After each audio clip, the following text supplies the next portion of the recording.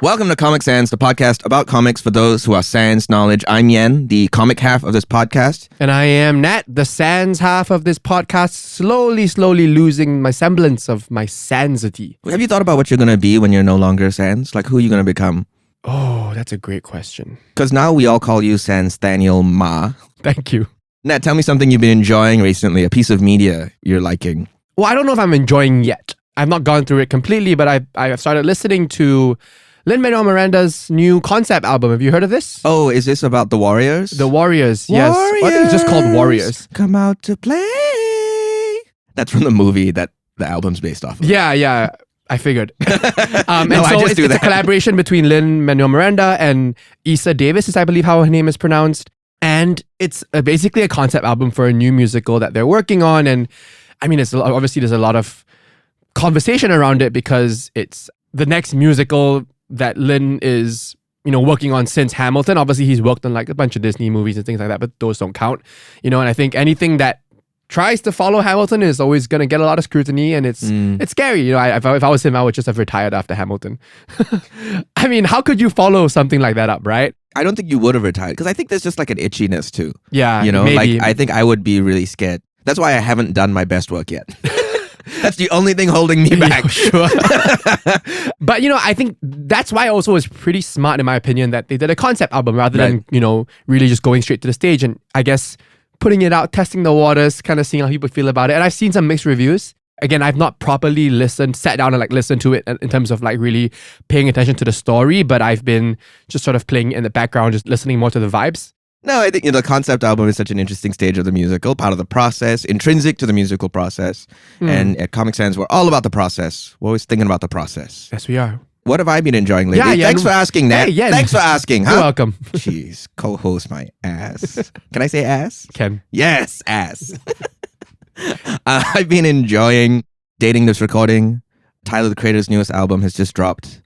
I've been listening to it obsessively. I love Tyler, the Creator, and I love seeing him evolve as an artist. And I think this is perhaps his most vulnerable project yet. And this is from a guy who's done a lot of digging already into his personal life for his music. And I'm really, really enjoying it. Okay, Nat, let's get to what we're reading today. Nat, what do you know about vampires? What do I know about vampires? I know that now I'm the proud owner of 2 vampire crabs. We talked off air about how you should not have talked about your dead crabs on air, but somehow you've managed to bring the dead crabs back into the conversation. I'm now talking about the alive crabs, the new alive crabs. So I had 4 crabs that I announced on air, on episode, that unfortunately tragically passed away. Not due to any negligence on my part. It was just something happened. Within a happened. day of arriving at your home. Yeah, it was something happened. They were already sick or whatever. I've since procured 2 more vampire crabs. Yeah. And they're doing great. One of them is already molted once, which is always a good sign. They're named Tinky Winky and Poe because one is purple and one is red. And in hindsight, someone told me that I should have named them Bella and Edward, and they're right. Oh, that is the other vampires I know. Twilight. Okay. That's not bad. What do you know about the OG? The OG vampire? Well, Mr. Dracula? Mr. Dracula. I mean, I don't know if Dracula is actually the OG because it's like a folklore, but...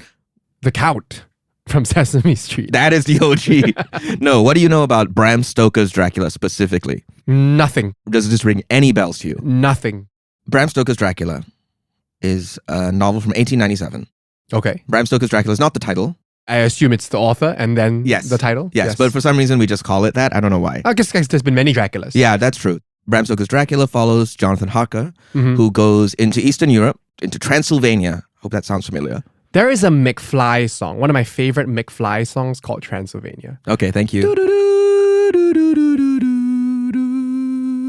And so he's asked to settle the accounts of this count in Transylvania. Yep. And while he's on his way there, he's writing letters to his lover about the strange experiences Who is not he's the having. count. Who is not the count. Thank you. She is his lover. And he's writing her notes and he's saying, hey, things are getting pretty weird. The villagers don't like me going up there. They don't like me staying the night. Once I said I'm going to see the count, everyone kind of fled. And the count, he's freaky. Talk about red flags, huh? Yeah. And so the whole novel is made up of letters. Right. So the first part is Jonathan Harker. Mm-hmm. Okay. And then after that, there's a bunch of different types of letters between like people running a hospital, a hunter Oh, so it's not all from the same perspective. No, it's not all from Jonathan Harker. And then that gets me to my favorite part of the novel, which is going to relate a little bit to what we're going to read today, which is a section of the novel, which is a captain's log. And it's this captain who's recounting this weird cargo he has to take, which is a human-sized box, which has been nailed shut, or seemingly so. Oh, dear. And every night he's writing in his log, hey, I lost another sailor, but nobody knows what happened. Ooh. It's been made into a movie called The Last Voyage of the Demeter. The movie's terrible. Oh, dear. The book section is wonderful. I love the book section.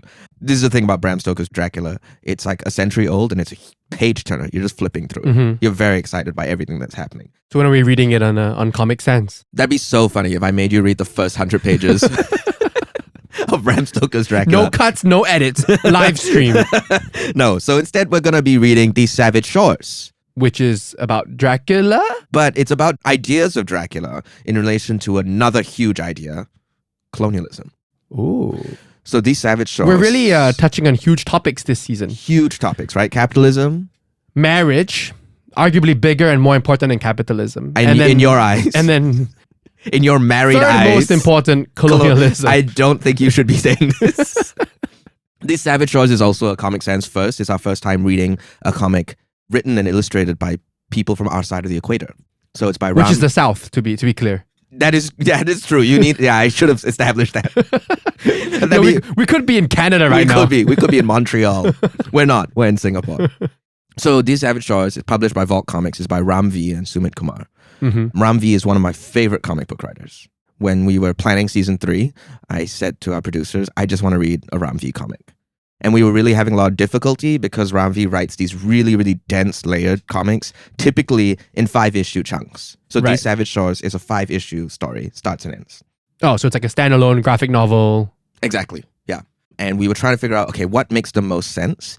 And I just was like, okay, I got to go back to the first one I read by him, which was These Savage Shores. Oh, so this is your beginning. This is my of entry your into discovery him. of Yes. Ram V as well. And I remember reading this and reading the first issue and thinking, okay, this is like one of the best first issues I've ever read. Okay. It just moved me and I was so struck by it and I was like, okay, I have to know it. You're like, everything. really I'm setting hyping up this my shit up. expectations. Yeah. This better be the best first issue I've ever read. Can you imagine if it's not mine? It probably won't be, honestly. Tintin was better. You didn't even read the first issue of Tintin. I don't know what I read. I think I remember what I read.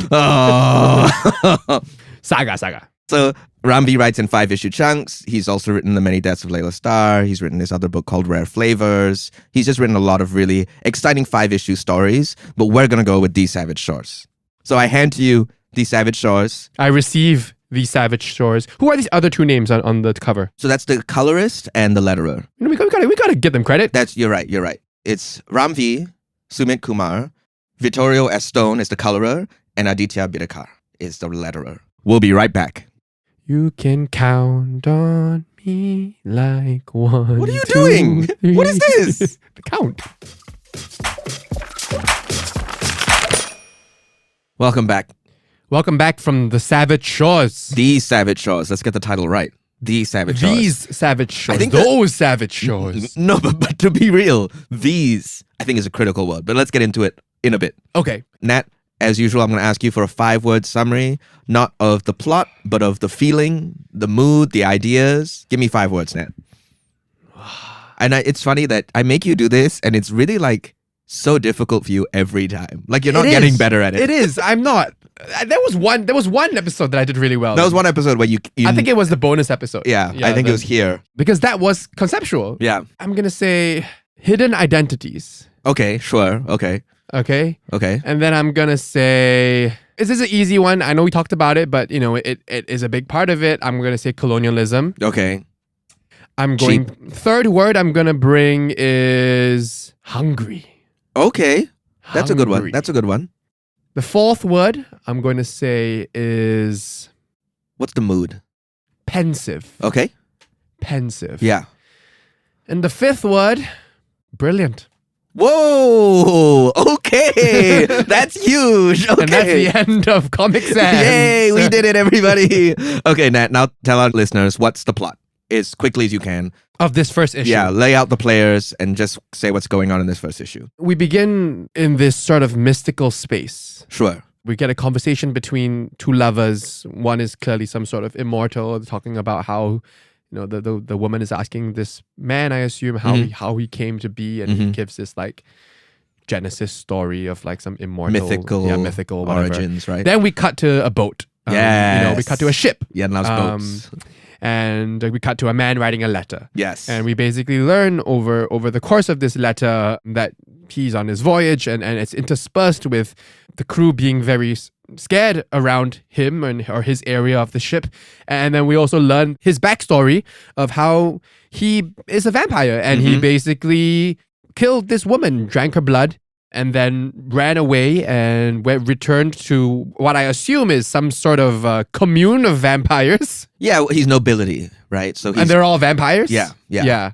They're vampires, but it's more important that they're noble figures. Right. That they have their own estate and they run the community, and he's violated the terms of the community by killing someone and getting caught. Yeah. It's not even the killing that's the problem, it's that he got caught. Yeah, he got caught and he got burnt. He's been marked. He makes it back to his lodgings very injured, and they're discussing what to do with him, and like we gotta send him away because people have already identified him. They know that he's a vampire. So they put him on a ship, hence why he's on a ship and writing this letter. And he makes it to Calicut, which is where in the world? It's in the Mysore region.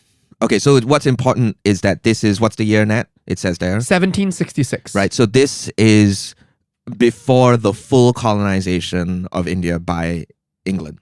Right. This is on the onset. This is right after the first Anglo-Mysore War. Right, so they've encountered each other, there's conflict, and now England has a bit of a foothold within, not a nation, because this is not a nation, this is a bunch of princely states. And so we're in this princely state. What's the something East Indian? The British East India Company? Yeah. That factors in as well, right? Yes. They talk about that. That's how they even send Elaine, the vampire, because one of the noble members of the family is tied to the British Trading Company. And so they're sending him as an envoy. Right. Yes. But basically getting rid of him. Yes. And so he makes it to this place, Calicut, and he is hosted by a prince. A young prince. Whose father has recently just passed. Well, okay. I want you to read this section. I know we're getting into the weeds here, but find the section where they talk about what happened to the father. Right. His father set fire to himself and their home rather than surrender to Hyder Ali of Mysore, whom I am traveling to meet. Yeah. So the father killed himself and burnt down his building rather than give up his home to this rival state. Okay. Yeah. And I think that's an important note of what's happening here, is that he's left his son behind. And he's left his son to deal with this responsibility, but he also did that out of honor, right? And so we're thinking about colonialism, extractive properties, sacrifice. What are you willing to give up before it's taken from you? That's a fact that, like, on my multiple rereads of it, I was like, oh, wait, I actually totally missed that bit. And I think it's really critical to that character of the young prince. And then we kind of return to the two lovers we met at the beginning. They're talking about very conceptual, mythical things. She asks him again how he's made. Yeah. I mean, this part kind of went over my head a bit. That's fine. I think it's clearly a thread that's going to materialize more later. Yeah. But essentially, we learn in this part that she's a dancer of some sort for some temple dancer. And then that's how these two plot lines dovetail, is later on, after Elaine meets the prince, then he goes out at night because he's a vampire, looking for something to eat or drink, I presume. And then, that's where he goes past the temple in the night, and he sees the dancers, and he sees this particular dancer who we've encountered from the start of the story, and he goes after her. And then he tries to drink her blood, but then something happens, and it's not entirely clear what happens to me. In the penultimate page, we see him basically bare his teeth, and he goes after her, and then I guess something attacks him. Yeah, something attacks him, yes. As connoted by this whoosh of color. Yeah. Who I assume is maybe her lover. It's Bishan. Yeah, Bishan. Bishan's a neighborhood in Singapore, and I was just so tickled by the fact that this person's name was Bishan. This immortal being that Nat Bishan tickled by the name. Ang-Mo-Kyo. Please, focus on the book. And then all we see is he's sort of attacked by something, and then there's the frontal view of the woman who's unscathed, and then there's sort of like blood in the water. Yeah. And then we turn the page, and it's basically back in the palace where he was staying. They bring back his body, Elaine's body, and I don't know if he's dead, but he's mutilated. I mean, that's his head. Oh, it's just his Man's head? dead. Oh, I thought it was his, like... He's beheaded. R.I.P. Elaine. Or not, maybe. Rest in piss, Elaine. A horse rider returns to town and it's a different letter is the text box here. And someone says, I'm sorry to bring you such bad news so quickly. And the last panel is Elaine's head. Yeah. Because he's dead. I thought he was the protagonist. I mean, that's why I love this issue, man. I'm going to go crazy about this issue. Go. If you think about the standard type of story we know of these things, right? If you think about Dracula, right? If we think about Heart of Darkness, which is another novel from 1899 by Joseph Conrad, which is about a man who is sent into the dark jungles of the Congo to retrieve this man who has lost his mind. But the center of it is still as a white man. So many of these colonial stories are about a white man entering these savage shores, right? And with the intention of rescuing something, of civilizing something, of saving something, because that is their white man's burden. Yeah. And Rambi's playing with that. And he's like, you know what? Psych! Can I swear? Say it. This. I'm going to make you think. Hey, it's about this white vampire. Yeah. And by the end of the first issue, he's dead. He's gone. He's done and dusted. Right. Because he thinks he's come to this place and he thinks he's in charge. He thinks he owns this place. He sees it as his to claim, to conquer. But he knows nothing about it. And if you look back at the issue, Rambi sets it up so clearly that Elaine's not the protagonist. Because what's our first page? The very, very first panel of the first page is, the first line of the whole comic is, tell me again, how were you made, Bishan? Yeah. The core of this story is Bishan and Cory. Yeah. The dancer and the immortal being. But our colonized minds just immediately think the white man is the protagonist. Exactly. No, that's exactly what it is. I think that's why I love this book, is because it's playing with so many intertextual references. It's pulling from other places, playing with your assumptions, and then saying, actually, I'm going to go do something completely different. Well, actually, more than readers' assumptions, I do think also there is a level of intentionality on Rambi's part. Yes. Like, because, there were certain moments that stood out to me. I don't know why this one in particular did, but now that you're explaining this, it's like, oh, now I kind of get why he did that. Because, okay, for example, this page, it's so trivial, right? But it's Elaine stepping out of a building. And I really thought, wow, he spent 2 panels showing him opening an umbrella and stepping out of the building. Right. In pure silence. Like, why? Yeah. Why did he have to, one panel is just an umbrella coming out of the door. Second panel is umbrella open. Third panel is him walking out with the umbrella. Right? And it's like, we talk about timing and how a comic can make you read certain things at different paces. And there's such a lingering on his presence. And I think that's the kind of thing that makes you feel like, oh, this man is important. Yeah. There's something about his story that I need to pay attention to, or his presence. But no. We can look at it from a larger scale, which is that Elaine is holding our attention.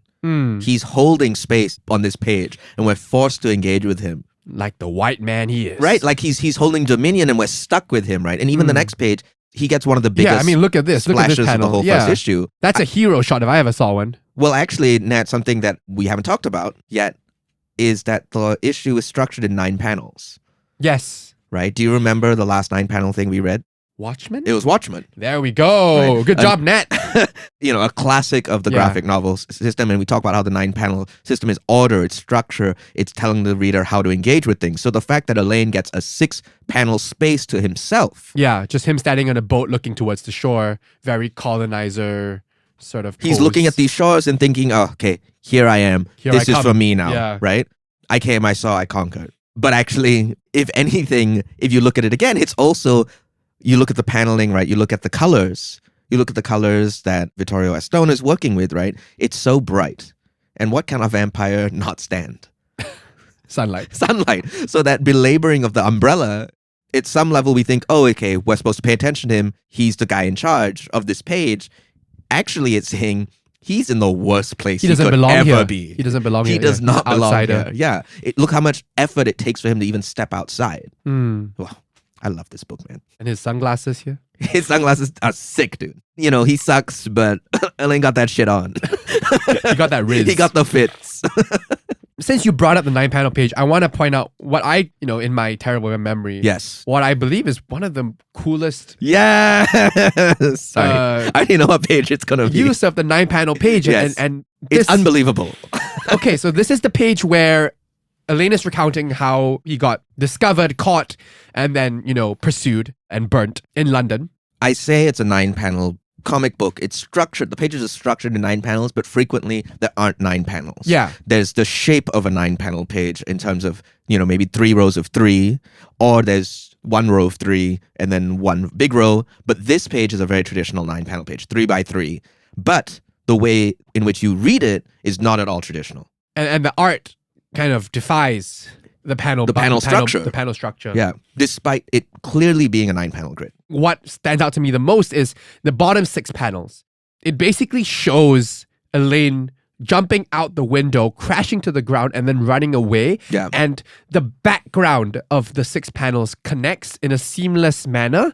But then because there is still the panel gutters, the interruptions, borders are still there, Elaine exists in all 6 panels, sort of like a stop motion thing, but then also like the panel gutters cut him off. Like, look at this panel right here. Yeah. Where you can see his legs. You would expect his body to continue into the panel below, but it doesn't. No, it goes to the next moment when he's already landed on the floor. Yeah, so it connotes that time is moving. Yeah. But the backgrounds are connected. They're seamless. And so it's like this playing of time and space. Yeah, it's comics as only comics can do. It's brilliant. My favorite thing about this page is the way in sequence in which you read it, which is not left to right. Yes, you read it right to left. You start left to right, and then it takes sort of an S curve. Yeah. Because... Or like a mirror S. Yes, and so you go left to right on the first row, right to left on the last row, and then you snake back around left to right in the end. And it just creates this continuous journey, and it's about how far he's falling. And the way that they do that is so clever because what they do is that they have certain visual motifs that connect the row above to the row below to tell you that, it goes this way. So on the third panel of the first row, you have this sort of flame that trickles down, a torch, and the flame of the torch trickles down to the panel right below. So you go, okay, I go there next. And then you go to the left, and then it's the arc of Elaine's fall that brings you to the bottom left panel, and then you go right again. It's so good. And look at the torch, right? It goes over the gutter. Yeah. It breaks over the panel. Yeah. It's amazing. This page is wonderful. Ramvee's actually said this was Sumit Kumar's idea. Wow. Yeah. And then when he saw it, he was like, I mean, heights of collaboration, right? Yeah. All Ramvee had was, okay, he's getting chased and he gets knocked out. And Sumit Kumar was like, what if we do this crazy S shape? Can we read the text from the top also of this page? I just think it's so funny. The dialogue between the man who's hunting Elaine and Elaine's dialogue. So the man who's hunting Elaine throws like a bottle, a flask of some sort at him, of liquid, and then lands on Elaine, and Elaine goes, "Sacramental water, I suppose. Is it garlic next?" And then the hunter goes, "That's not water. Burn in hell, demon." You like it? I love it. It's so badass also. And it's fuel, basically. It's sort of like gasoline. It's such an intellectual, heady comic, and then you have a moment like that, which is so... Is it garlic next? It's so sick, and it's like, man, Elaine sucks. Elaine's like, oh, what are you gonna do? Break out a cross next? And the hunter's like, I'm gonna light your ass on fire. I mean, he's really the most villainous villain sort of thing, which makes him, I guess, quite satisfying when he's just dead. You're like, in issue 1. Yeah. And you're like, oh, thank God. Because like, in my mind, it's like, okay, this is villainous villain, and then maybe we're gonna discover some layers, some depth to him over the course of this graphic novel. His backstory, whatever. Nope. Ramvee's not interested. Nope. Who cares, right? Why do we need to understand? Why am I? Why am I so colonized? Yeah. Check your colonized mind. Yeah, it's like, what is there to say about this guy? It's the word you said. He's hungry. He's hungry with an insatiable appetite in all ways, much like the British Empire. Right? He's coming to this land and he just wants all of it because that's all he knows how to do is want. Screw his want. Yeah. Kill him. Get him out of the way. Yeah. Also, I think what I love about this first issue is that it's also a very satisfying story in itself. Yeah. You could stop here and you're already feeling good. Yeah. Right? Like there's already like, whoa, there's a real narrative arc to it. But I want to know more about Bishan. It's funny because that first issue is also about hubris. Yeah. Right? Because everybody tells Elaine, hey, we know you like to go out at dark because you're allergic to the sun, apparently. But don't do that here. There's things out there. There's things out here that you can't deal with. And he's like, there's nothing out there that I'm scared of. I'm the apex predator who could stop me? Bishan. The neighborhood of Bishan Ang Mo Kyo. Okay, that's enough. Let's go to a little bit of that hunt sequence. So Ramvee said this in response to a question that talks about how wordless these sequences are. Yeah. I wanted the violence to feel primal and natural. I wanted it to reflect the way a wild animal will hunt, The wordless sequences bring with them a prowling sense of imminent danger and violence, like a great cat crouching before it decides to pounce. I like that. Prowling is a great word. Prowling is a great word. I was thinking of lurking from one of my 5 words, but didn't feel right. Prowling is the right word. So what's fantastic about this, right, is we think Elaine is hunting. Yeah. He thinks he's hunting Corey. Oh, is her name Corey? Yes, that's the dancer, right? He thinks he's hunting Corey. He's being hunted. He is the prey. So in the sequence when he approaches her, read this terrific but awful dialogue from him as he approaches Corey. And she gets in the water, and then we see a pair of eyes in the darkness, which belongs to Elaine, and he says, I will introduce myself, but I'm afraid you won't understand me. Typical white man. And then he comes out of the shadows looking like Phantom of the Opera. Perfect. Really Yeah, perfect. You needn't look so scared, pet.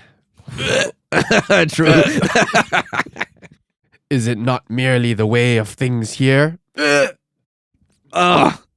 Hate this What guy. was he saying? Is it not merely the way of things here that a white man would hunt a native woman? Is that what he's saying? I think he's saying that things die in the night. Well, I think he thinks, oh, well, this is primal country. Right. Right? Anything can happen here. Right. All violence Survival is of the fittest is or fair. whatever. Yeah. And then we see her fearful eyes, and then he wades into the water and says, I am told your nights are full of... I mean, this man's a poet. Yeah, he's got the fits. He's got the riz. I am told your nights are... I want to clarify, I do not think this man is charismatic, and this is not my type of person. I just want to clarify, if you're into this kind of person, then perhaps, yes. I am told your nights are full of teeth, and then he bares his teeth. So cheesy. So cheesy. You think he rehearsed this in front of the mirror? Yes, he's a diva. Elaine is a diva. He's probably like tried different tones of voice. Yeah, and he was trying different words. He was like honey, babe, pet. Oh, I got it. That's it. the Pet. one. That's the one. And then that's the dialogue that precedes his attempted attack. Yeah.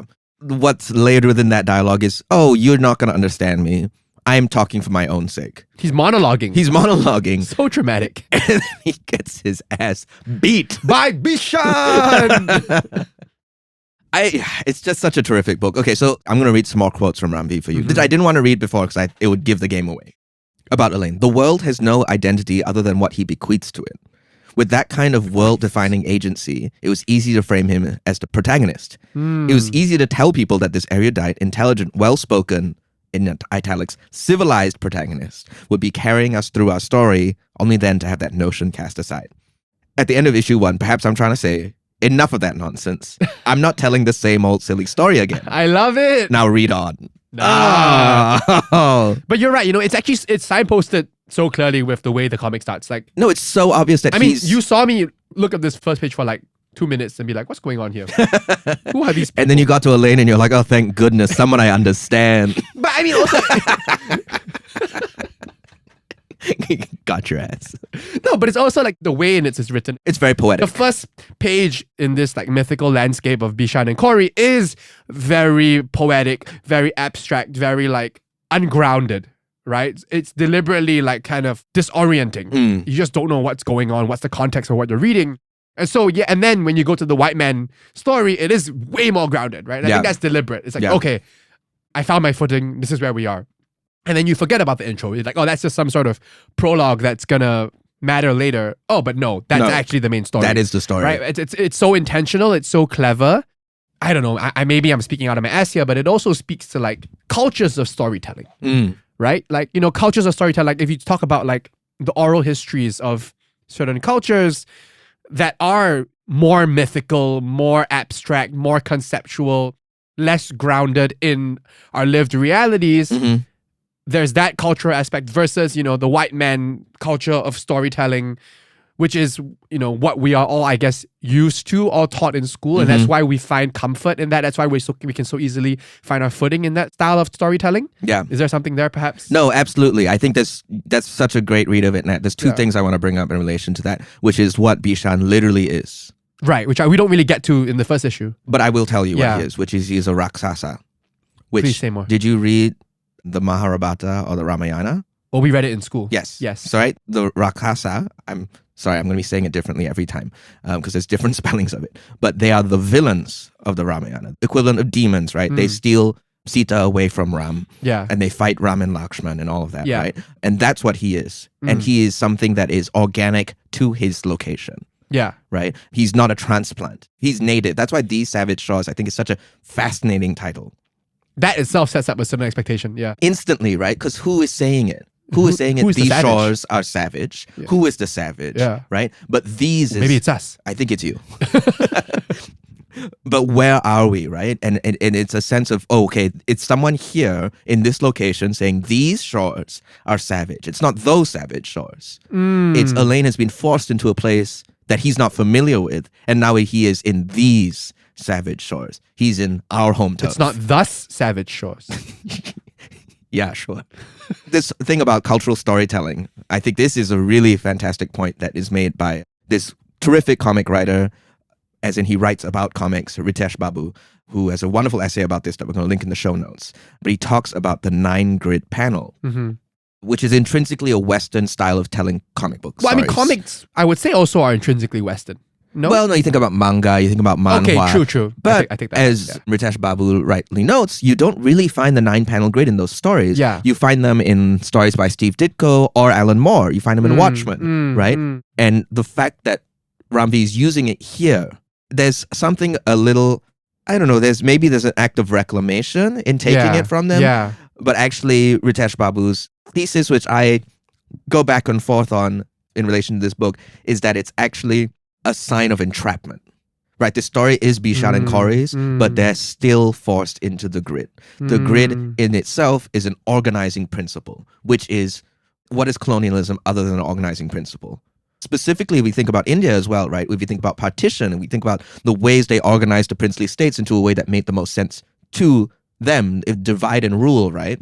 Divide and rule was literally, they draw on a map, this part is now this part is now this part is now this. Right. Doesn't matter who's there, doesn't matter who's been there their entire lives, doesn't matter what the culture there is. It's what is most convenient for them. Partition, drawing lines, 9-panel grid. I mean, I assume this 9-panel grid continues throughout the book, but I would love if after issue 1, imagine if it just broke free from that. No, it stays there throughout, and that's probably why that thesis holds a bit of water. That's why it holds a lot of water, Yeah. because they're stuck in it. But I want to talk about how the 9-panel grid in the final page of issue 1 is actually used to subvert, again, this colonial mission. In a different book, based off of everything we know right now, so the reveal of Elaine's head is a page turn moment, Yeah. right? You turn the page, It'll be a full page spread. blammo, Elaine's head, Curse splat. curse splat. But no, he's reduced. He's minimized. He is not given... I mean, he's given 3 panels worth. Could have been 1. Sure. Could have been 1. Could have been 1. But you think about his entrance, right? Which is a 6-panel Yeah, entrance, sure. right? With him and his umbrella standing on the boat looking at Calicut. Now he is reduced to this tiny little space at the bottom of a page. It's not a bam moment. It's a, hey, refocus your attention, reader. This is not a guy who matters. Yeah. So Ramvi talks about an essay that was an inspiration for this book. So this is an essay in Granta called How to Write About Africa by Binyavanga Wainaina. And I'm going to just read you a little excerpt of it that I think speaks to a lot of part of this book. Okay. Establish early on that your liberalism is impeccable, and mention near the beginning how much you love Africa, how you fell in love with the place and can't live without her. Africa is the only continent you can love. Take advantage of this. If you are a man, thrust yourself into her warm virgin forest. If you are a woman, treat Africa as a man who wears a bush jacket and disappears off into the sunset. Africa is to be pitied, worshipped, and dominated. Whatever angle you take, be sure to leave the strong impression that without your intervention and your important book, Africa is doomed. Okay, so clearly satire. Yes. Sorry. Yes. It wasn't clear to me. Like, was this in earnest? I should have made that clear to you. So Binyavanga Wainaina is a Kenyan author. Right. And this whole essay is satirizing and dealing with the tropes of what happens when people from the global north, what they tend to do when they write about the global south. Yeah. They write about savages. They write about how difficult it is. They write about how tough it is. How exotic it is. How exotic it is. And I think a big part of it is how the people in the global south are nothing but their suffering. They do not hold any interiority. They are not capable of joy or love that does not fit within to this colonial dynamic. They are limited to the suffering that we see on them. That's what a little bit of what Heart of Darkness is about. And this Savage Shores is an act of reclamation because really, ultimately what it is, you may have a sense of it now, it's a love story. Yeah. Right. It's Between Bishan and Corey. between Bishan and Corey. Forget about these other people. Yeah. Forget about, they're a big part of it. Forget about them. This is about Bishan and Corey's love. This is about their interiority that would be deprived of them otherwise. Another thing I want to bring up is how this book relates to history. So the young prince, Vikram, is a real person. Oh. Yes. Well, was a real person. Was a real person. If they're still alive now, that would be pretty incredible. We'd be a vampire. But Ramvi is playing with a real historical figure that he is noted is actually very underwritten about. And so a lot of this is invention because we know very little about Vikram, the young prince. But there's this wonderful page that I want to get to, which is when Vikram and Elaine meet for the first time. Sure. Which is 9-panel grid. And let's do the dialogue. And you do such a wonderful Elaine. So you do Elaine. Okay, you'll be Vikram. I'll be Vikram. Lord Pierrefonte? Elaine, please. You must be Prince Vikram. It is an honor. I must apologize for the modest lodgings.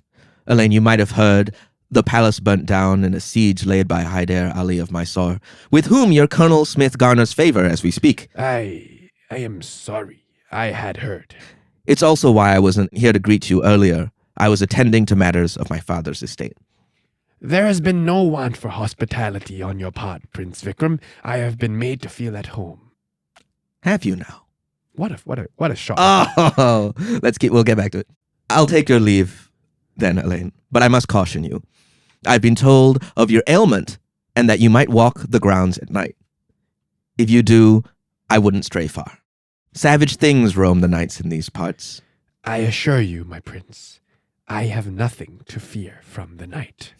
Except Bishan. Okay, wait, I wonder if you've picked this up. What? Do you recognize the man standing behind Vikram? His bodyguard? Oh, is that Bishan? That's Bishan. Oh. Bishan is the prince's bodyguard. Oh. That panel where Elaine says, I have nothing to fear of the night. What's in frame? I was wondering what that mask was. I thought it was actually like Elaine's mask that he wears out at night. No, it's the mask of Bishan. Now that we've talked about the mask, let me just mention very quickly where it came from. Okay, so this is from Ramvi. The design for the mask was modeled after Kathakali makeup, which is a famous dance form / performance art in South India, and well known for telling stories of demons and devils. I found that to culture be of storytelling. Again, right? Yeah. And just to finish, I found that to be a nice layer to add on to the story. It is a nice layer. Is it? Good job, Mr. Ramvi. Let's talk about that middle panel. Right after Elaine says, hey, I'm making myself at home, pal. He's giving this upward glance. He's still like mid-bow. Super close-up shot of his face. Have you now? It's so like patronizing. It's loaded. It's so loaded. Yeah. It's so clear that he already hates this man. Preluded earlier, he's saying, yeah, you're here to try and convert me, but I already know that your colonel is working with the man who forced my father to burn down his family. Kill himself. Yeah, really, right? So there's Who orphaned me. And I think this is like an element of Ramvi's writing that we're not going to be able to get to within issue 1, but it's the diplomacy. He's excellent at writing dialogue. He's excellent at writing loaded dialogue. And he's chosen such a ripe political moment. New encounters between England and India. These Savage Shores, man. It's good. It's very good. That's a really good first issue. You were right. I hate to say it, but you were right. Thank you, Nat. Okay, so I think it's time, Nat, to ask some important questions. Will you keep reading?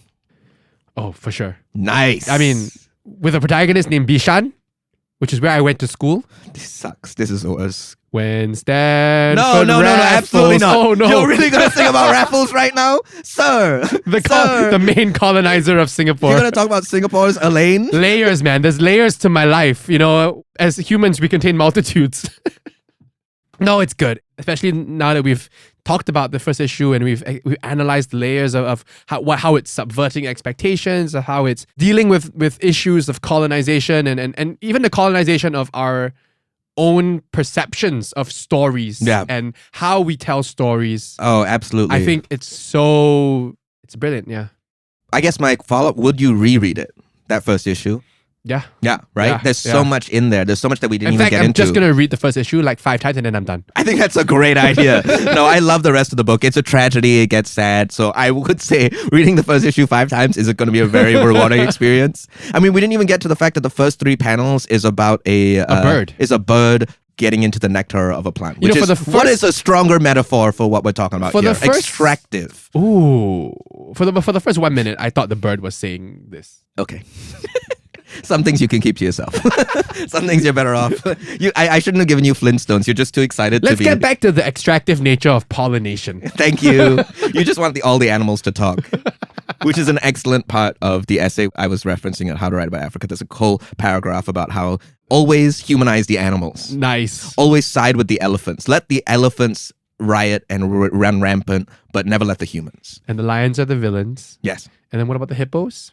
Oh, I hate hippos, man. Let's get to the pipeline. Mooding? Mudang is gonna kill you all. All of you who think Mudang will love you, he will not. He will end you. Pipeline.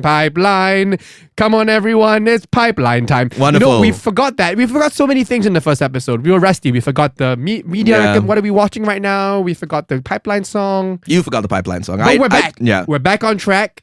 We're all good. If you like something that is not a comic, you would also like The Savage Shores. Thank you, Nat. I think, and this is strange, okay, but I think Apocalypse Now, Okay, I'm not familiar. that's a Francis Ford Coppola film, which is a re-envisioning of Joseph Conrad's Heart of Darkness, which took place in the Congo, as I mentioned earlier, but Apocalypse Now takes place in Vietnam during the Vietnam War. And I don't necessarily think it's dealing with colonization in the same way. In fact, we can say Apocalypse Now is probably problematic in many ways. It's about a white man going into the jungles of Vietnam to find this general who has defected to the Viet Cong. It's like a layered story in the same way that this is. And if anything, I think revisiting Apocalypse Now before reading these Savage Shores will make you appreciate these Savage Shores even more for how novel it is in its storytelling And how nuanced it is. Yeah. That's my answer, I think, for now. Okay. This is hard. Yeah, this is a tough Because one. I do think this is just so singular Yeah. in what it's doing and what it has achieved and what it's managed to do. Oh, wait, Nat, I got one for you. Go for it. Bram Stoker's Dracula. That book that I famously read and can recommend. If you like Bram Stoker's Dracula, you're gonna love this. I mean, I do think that's true, though, because I think there's a Sure. level of themes are totally different. Forget about the themes. But the formal experimentation, I think, is similar, even though Bram Stoker's Dracula is from, the end of... How about Tarzan? No, end of the 18th century. Tarzan? Tarzan. Which Tarzan? Disney Tarzan. I think that's the worst thing you could have said. I genuinely think what? That's why I phrase it as a question. What? You'll be in my heart. Okay, it's a love story, Yeah. but it's precisely the wrong kind of story. I'm just trying to go through what does Tarzan say about colonialism? Because there are the white people that go into the... Yeah, and let's not forget that the natives are monkeys. Oh, true. Or apes. Which we love. We love our apes. We do. We just don't know if, it's right to be limiting native populations. No, let's forget I said that. Yeah. Let's forget I said that. I got nothing. Okay. I got nothing. Well, then we'll go on to the next part of the pipeline. That speaks to how singular and how brilliant and unique this story is. Let's move to the next part of the pipeline. Which is all on you. Which is all me, thankfully for you. Which is, if you like These Savage Shores, what should you read next? Ramvi has plenty of other books that are really excellent. Yeah. The Many Deaths of Layla Starr, Rare Flavors. He's also written Catwoman. And he's also written some Batman. He's written Justice League Dark. He's written a lot of things out there. And I think all of those have their fair share in the sun. Unlike Elaine. Hey, thanks, Nick. Hey, thanks. I'm going to recommend what I think is a pretty underread comic by Ramvi, which is called Graffiti's Wall. Graffiti's Wall. Yeah, which is by Ramvi and Anand RK. And it's an earlier book from Ramvi. And that, I think, is a book that is very much about the interiority of people who are normally not granted that. And it's not a genre work. A lot of Ramvi's work is genre. Graffiti's Wall is very much like a human drama about a series of characters, I believe, in Mumbai. And I think it's a really emotional and moving book that I really highly recommend to anyone who's interested in reading stories that are unlike the ones that you're spoon-fed since school. Well, Nat, I'm glad that you enjoyed this book seemingly almost as much as I do. Maybe more so. There's no way to quantify enjoyment. I don't think I could like anything as much as you like things. Isn't that sad? Doesn't that make you feel a little sad? Yeah. That my capacity for liking is higher than yours? It speaks to my general sort of ennui. Damn. This is tough. Maybe it's because I'm making you read such bummers of books. Right? Flintstones. Flintstones was pretty fun. I'm really, really excited for people to read these Savage Shores. I really hope you go give it a read. I know we gave a little away of how the first issue ends, but I don't think you're going to know anything that follows this. But what's incredible is that actually every single moving part is set up in issue 1. That's the best kind of story. Almost every character in that first issue comes back. And when I say every character, I mean truly. Every character. I'll tell you off air. Including the bird? Yeah, the bird. The bird. But I will give this away. The second issue starts with journal entries from the man who set Elaine on fire. My guy. Unbelievable. My guy. I remember reading that and I was like, whoa, him? And it just makes so much sense. Anyway, that's been Comic Sans. We just read These Savage Shores by Ramvi, Sumit Kumar, Vittorio Astone, and Aditya Bidikar. Wonderful book that we couldn't recommend enough. And we hope you enjoy it too. Thanks, everyone, and we'll see you on the next page. See ya.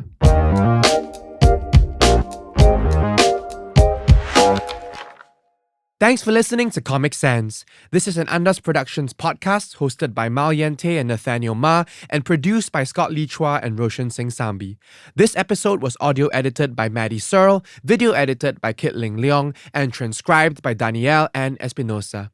Our cover art and motion graphic animations are by Kanikni Studio, Maryana Rudakova. If you enjoyed this episode, don't forget to rate and review Comic Sans. And while you're at it, follow us on social media at Comic Sans Pod. Links are in the description below.